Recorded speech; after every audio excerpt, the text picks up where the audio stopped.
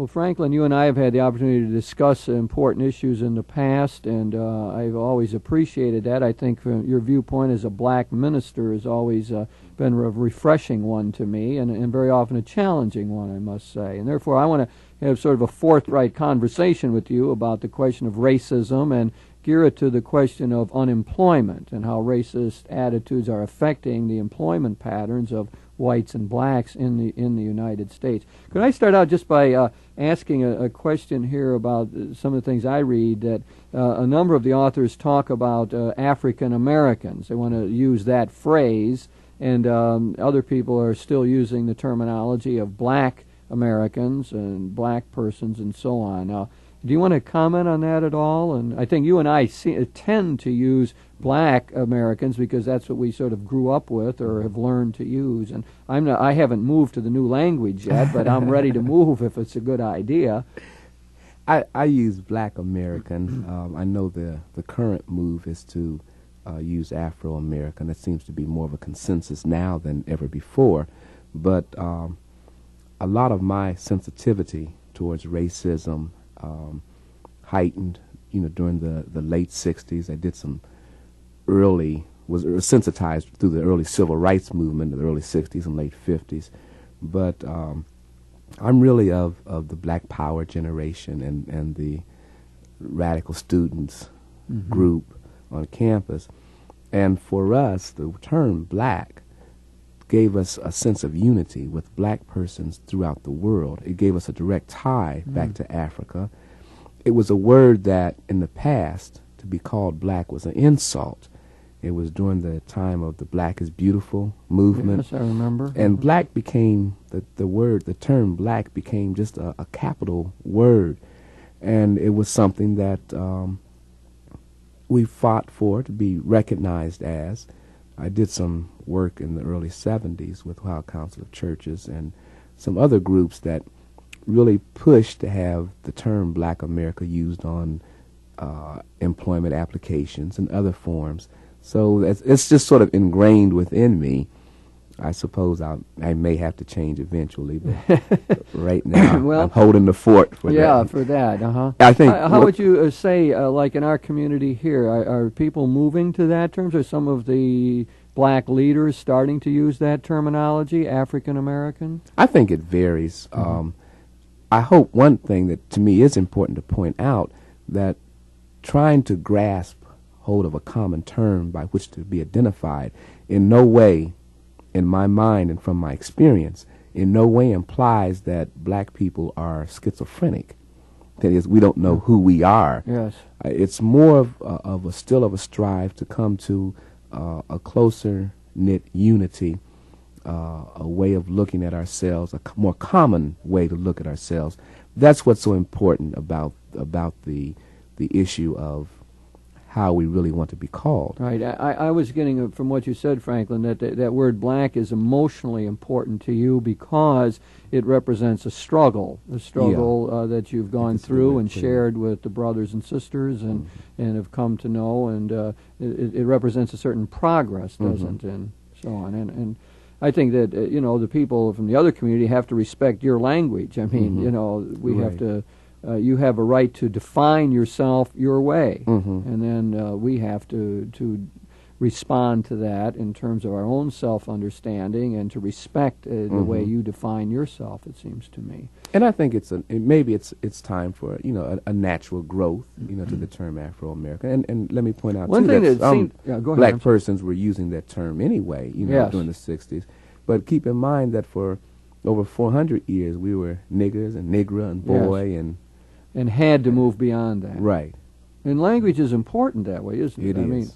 I remember those when you were saying. I remember seeing scenes on television of youngsters being said, "Black is beautiful," and really getting that ingrained. And it had a lot to do with identity and self-esteem, I'm sure.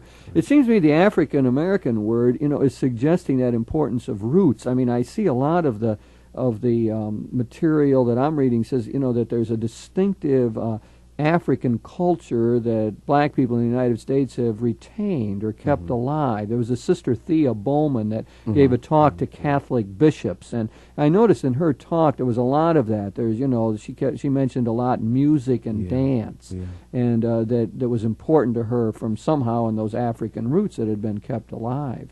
And so, in a distinctive spirituality, a spirituality that was much more, as we say these days, holistic, that included the body and the soul together.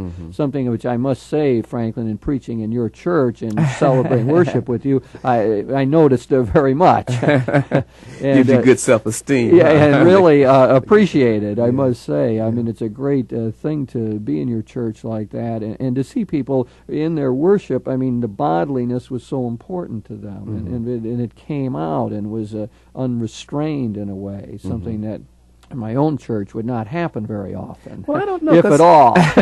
I feel that when I preach at your Corpus church, Christi, at Corpus Christi. Yeah, there's a certain communication, I think, that goes on between preacher and people, which really goes beyond just outward reaction. There's a aesthetic type of tie that binds us together, and I can pick it up through eye contact, through an ambience, I guess, that's just hoovers over the congregation and the preacher, and it is warm, it's uplifting. I think there is something innate about us as humans that allow us to communicate with each other, even if we don't say a word to each other. I suppose that one of the things that racism, what's so bad about it, is it won't recognize that commonality. It won't recognize that fundamental sameness and nature that we share as human beings. That's what's wrong. I mean, racism, I guess, says that one group is better than the other because of their race, and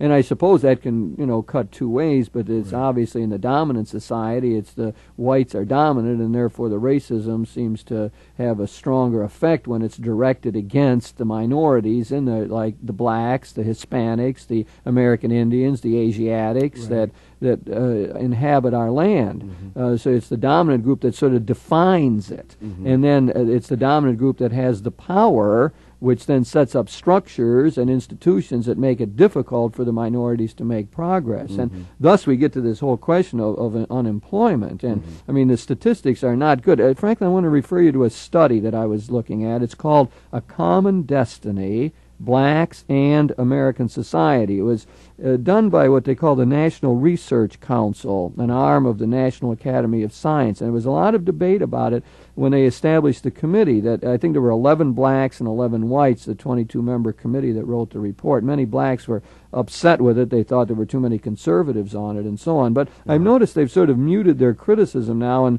are willing to say it wasn't as bad as they thought it would be once it's been out. But I got statistics out of that study that I want to just share with you here, and maybe you can put a face on them and say something more humane about them, because stats can get awfully boring. But they went back to previous times. They said during World War II, 90% of whites and blacks had jobs. That's males between the ages of 25 and 54.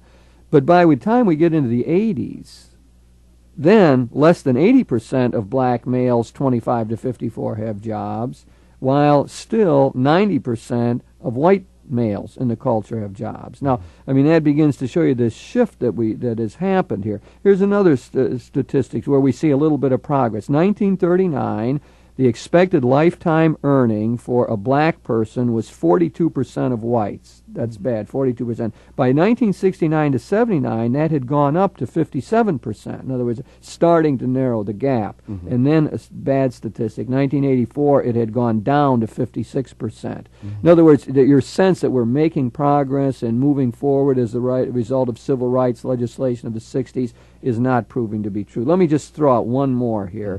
3 times as many blacks live below the poverty line as whites, and that's connected with jobs, quality of jobs, and so on. In 1939, 90% of blacks and 65% of white income was below the poverty line. 90% of blacks were below the poverty line, 65% of whites. Now, 1984, and this shows some progress, I suppose, 30% of blacks their income is below the poverty line, and only 10% of whites. So you could look from 1939 to 1984 when they did this study and say, well, blacks improved a lot. I mean, by 60%, there's fewer of them below the poverty line in terms of income. But they're still 3 times as likely as whites to be living below the poverty line. I'm sure that's connected with the unemployment thing. So a lot of stats, but maybe you can talk about that in a more humane way, or from the inside, and how black people experience that problem and so on.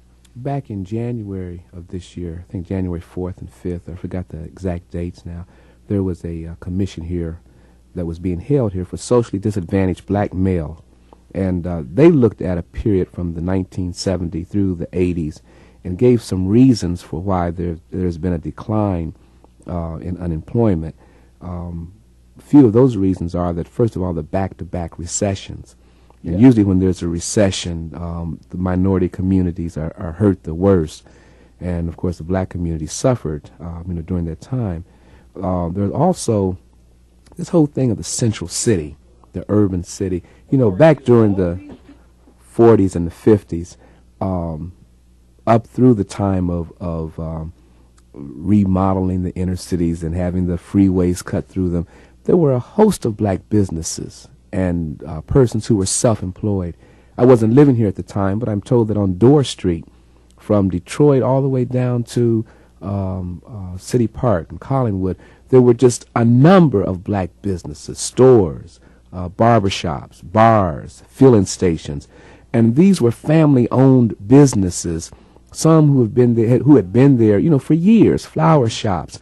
But with the remodeling of the cities, of the urban community, and the blight that was there, all of these businesses were torn down. These people have never been replaced. They were displaced, they were disenfranchised, and of course that added then to the unemployment statistics. Franklin, when did that happen in major metropolitan areas, when we were losing the small black businesses? I really hadn't adverted to that before. Well, I guess really the middle 60s up through middle 70s.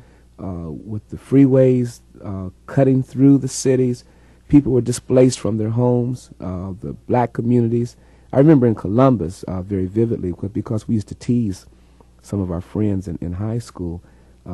They were displaced from their homes and they had to move other places, and we would tease them, and we'd go past the place where the freeways were being built, and we'd say, there's your home down there. And of course there was nothing there but a ditch preparing for the freeways. But it did, I think, irrevocable harm to the black community in a number of ways. First of all, it destroyed a person's ambition and desire to our community's ambition and desire to do for themselves. It just wiped it out, and they had nothing to say about their businesses. And these were small businesses, so they weren't capable of, taking collateral out of the bank, because they didn't have any. They were just day-to-day businesses, mom and pop stores, and that did some emotional damage. Secondly, I think it did some damage in the fact that young people had no group of people to look up to and say, well, they've got a store there. When I grow up, I'm going to start my own business. There were boys out on the street all the time, shining shoes, doing things that they thought could help bring money into their own pockets. And we don't see that anymore in our community and in the inner city. And I think that whole emotional aspect about aspiring, that motivational aspect is not there. The relocation of jobs to the suburbs. That's been a major problem, right, hasn't it? It has. And I always liked, in the Reagan administration, they often talked about these enterprise zones. And I always thought, that sounds wonderful. We're going to get these businesses back into the inner cities. And, I don't know whatever happened to those programs. It was one idea that always intrigued me. I thought, boy, that makes sense. Because you can't expect the blacks, people who are living in the inner city, to be able to get out to find the jobs or to commute to jobs out in the suburbs. Right. And if we could have the businesses in there, it's going to help. But I guess, like many other social programs, that really did not make a lot of progress, at least as far as I know. most social programs that from my own perception, that have been proposed, don't really take in the broad picture. You know, if I say I want to create a business in the inner city, well, I've got to start thinking about some other things too. I've got to start thinking about capital improvements. I've got to start thinking about lower tax basis. Yes. I've got to start thinking about improvement of those communities. For who wants to build a business in the middle of a ghetto where houses are running down? Or I've got to start thinking about creating positive images about that area, because who would want to build a business and develop a business in an area that everybody only refers to when they talk about dope and crack houses? Yeah. You know, who's going to build a business there and feel comfortable about hiring people to come in from all parts of the city, not just that community, but all parts of the city? So I think our city planning has not been as visual and is not as, if I could borrow a word from our scriptures, prophetic, perhaps, as it should be. Franklin, when we look at specifically with the racist question here, I mean, how is that affecting the unemployment question? I mean, one thing is that, well, people are, you know, when it's a question of a black or white is going to get hired, that, you know, the whites are going to get hired. Or you're going to say that, well, in terms of moving up, you're going to, because the whites are in a network and have friends and so on, that they're going to move up in companies in a way that blacks don't. I mean, I suppose you can say it that way, but I guess I'm picking up from you the real problem of racism and unemployment is a very contextual thing. In other words, it's the fact that we got a whole history of racism in the United States, that we had systematic destruction of the black family, that we've got segregated residential areas, all of those things, and we've got educational problems. Those are what create the unemployment problem. I mean, it isn't as simple as picking this corporation and saying, well, they're racist because they won't hire black people at all. I mean, it probably is more subtle than that these days, and it's more contextual. That's what I'm getting out of what you said, that you got to look at a bunch of factors and say racism as a whole has created institutional problems that make it difficult and help explain our tremendous black teenage unemployment. What is it, almost 50% or something? I forget the exact numbers, but I mean, tremendous problem. I mean, we go along with that it's this larger total context that seems to show forth the racism more than anything else. I think that's one very vital aspect of it. The other aspect, I think, is the personal one. You know, we have cultural differences, cultural expectations. A black child coming for a job may not act the same as a white child would. You know, coming from different value centers, different orientations, and sometimes the dominant culture in our society doesn't always want to recognize that. A black child may holler out or do something more visible or respond more vocally if he feels he's being victimized than what a white child would. And of course, a white supervisor will then say to that child or to that grown person, well, you're acting inappropriately, you don't deserve to work here, without giving any thought whatsoever to the reasons that caused that. I think the cultural differences that are involved. And I think the expectations, that's personal. What is it that I really expect out of an employee when I hire him? What is it that he's able to perform? How do I see that person as being a human being trying to make a positive contribution? How do I help to mold and shape that person to be a person who can work in harmony? How can I mold and shape myself, you know, and look at myself and change some of the attitudes and feelings that I have about working with people from other cultures? And then there is that old racial prejudice that individuals harbor and nurture, and for whatever reason, that needs to be addressed. And I think the total of those three things, the contextual and the cultural differences, and the very personal thing. That gives a good comprehensive viewpoint of that. And I mean, it seems to help highlight our problem here. And I think, speaking out of our Christian tradition, Franklin, we really have to attack the fundamental notions here, don't we? The prejudicial notions. Yeah. And one thing, I'd like to go back to our scriptures, and one of the things it seems to me they show us is this whole idea of social sin. I go back to the Exodus, which is so important in the black church, and you've kept alive all these centuries, and that is that God, through Moses, raised up Moses to lead the people out of the thumb of the Pharaoh, to give them social and political and economic freedom, to get them to a new land, a promised land, where they would have the opportunity to grow and develop, and it could become a light to the nations. Well, that Exodus imagery, it seems to me, reminds us of the reality of social sin. That sin isn't just personal, although that's an important part of it, but it gets embedded in institutions, becomes part of structures, and these structures then have this power to oppress and to help create what I think is the great problem of unemployment for black people and other minorities in our country. So that I would draw on that biblical text and notion of the Exodus to say something about what we're supposed to do. We're supposed to now work with God to help free people up. That means changing structures and systems. I mean, even if I get rid of prejudice in my own heart, I mean, it still isn't going to deal with the black teenage unemployment problem. I mean, we got a whole lot. We got to get residential housing patterns changed. We've got to have open opportunities in education. We've got to change a whole lot of systems and structures before we can make any progress on that. That's right. And I think the two go hand in hand. We have to address the social ills and, as you said, the social structures and the institutions of our society.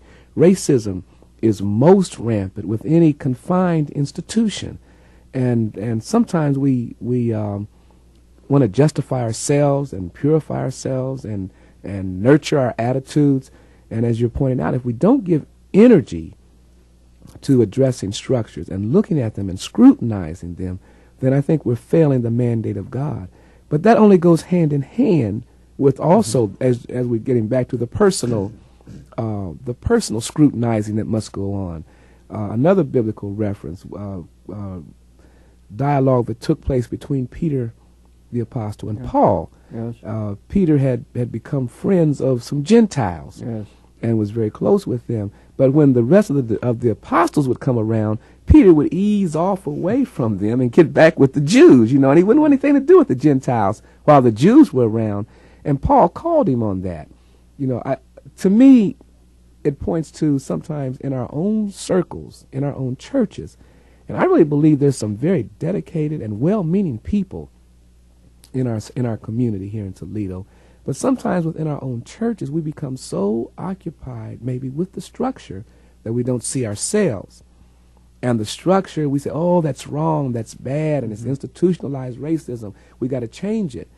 But change has to be on both levels for both races of people, Yes. white and black. We've got to look at ourselves and give energy to joining hands together, because it's only together that we can change some structures. Sister Thea Bowman, a black nun, talked to the American Catholic bishops. I was very interested in it, but evidently she's giving her talk, and she's talking about what it means to be a black person in the United States and the African American culture, and she's going on, and then at the end, she happens to be in a wheelchair now. She's suffering badly, but she said to all the American bishops, "Now I want you to all stand up now." And she showed them how to link hands in the way in the civil rights movement in the '60s, and had them sing something together. And as she was doing that, she was telling them, she says, "Well, we found out that we have to hold together. I mean, you have to have a sense of solidarity in this thing. We found this out when we were assailed by the police. We found this out when we were assailed by the dogs or the tanks, and that you have to protect one another." And she had them up standing together like that, and as a symbolic way, I think, of saying there's got to be solidarity within the churches to do something about this. I think that's been one of your major themes, that the churches are important in this. We can't just write them off. That's right. Churches can make a difference by helping to shape the attitudes of the people, and maybe even using leverage. I mean, you think of a large institution like the Catholic Church, if it decides to make sure that there are minority businesses that are hired to do church construction or whatever, you begin to make a difference in some ways. That type of consciousness has to exist, and the church has to be, not the church. I don't want to talk about the church as an inanimate aspect of our community, but the members of the church, the people in the church, have to take initiative, have to be aggressive. I like in your church, Franklin, when you get up and say, "Greetings to the church," or "Hello, church." Is that what you say? You address them as church, which is a very biblical notion of here's the assembly gathered together. I was intrigued by the way you do that. Greetings, church. Yeah, because we are together as a body, and we've got to approach things that way. A couple of years ago in '88, when some of the ministers from the not just the minority community, but some of our ministers here in the city had come together, white and black, to address what we thought were some racial experiences occurring within our city government. And a lot of people criticized for some of the actions that we took, and even attempted to make us feel that within the context of the whole city we were a minority. But after that, and as the fall came upon us of that year, as I would be going out to Southwick Mall, Franklin Park Mall, different places around the city, on the east side even, people would come up to me, white people who I didn't even know, and they say, "Aren't you Reverend Freeman?" And I would say, "Yes." And they said, "Well, we just want you to know that we're supporting what you all are doing. We don't understand it fully, but we know by what you're saying that there's some things that need to be addressed." I think the majority of people in our community want to do what's right as they believe God is revealing that to them. But sometimes we sit back and we don't know what to do or how to get involved. We're afraid to make waves. But there comes a point, if there's going to be really some significant change to the unemployment problem here in our city, we've got to take some risk and speak out against racism. That's well said, Franklin, and helps us sum up what we've been talking about. We've been talking about racism and unemployment, and I guess what we saw is that there is a great problem, thinking especially about black people in the United States, high rates of unemployment, much higher than whites, very complex problem, cultural, societal factors, residential patterns, and we must do something about it. And as you have well pointed out, both personally in changing our attitudes and then getting some of that group energy to flow into helping to change the structures, especially those systems that are unjust.